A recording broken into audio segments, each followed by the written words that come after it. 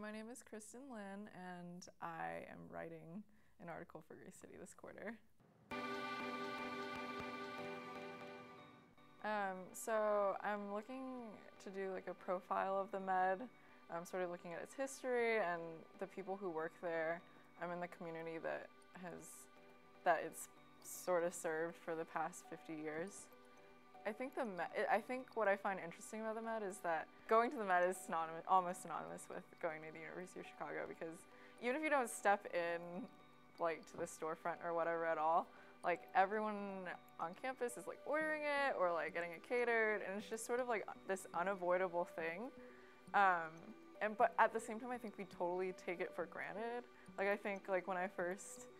was thinking about writing this article and I mentioned it to a couple of people, they were just like, well, what about it? And I think like, yeah, I guess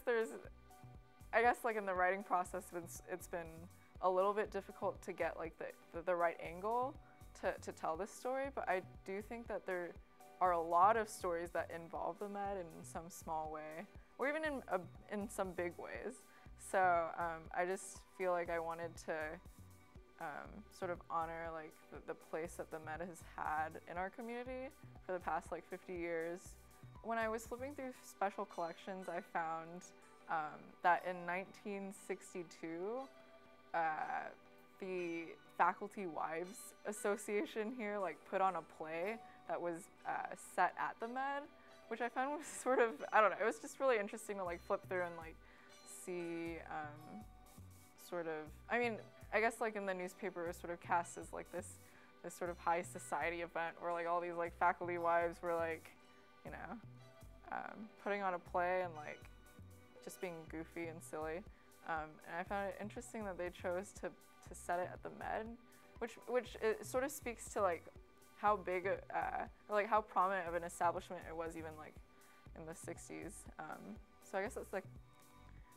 sort of a small way that it's just sort of included in how we understand what University of Chicago is. In a narrow sense, like I hope they come away with like a better understanding of the Med and its place in like an ever-changing Hyde Park, especially now since I think Hyde Park is rapidly developing and like even gentrifying to a certain extent. But then like on a larger level, I hope maybe people sort of look at like sort of the businesses that are in Hyde Park and think about sort of why they're there, or like how long they've been there and things like that.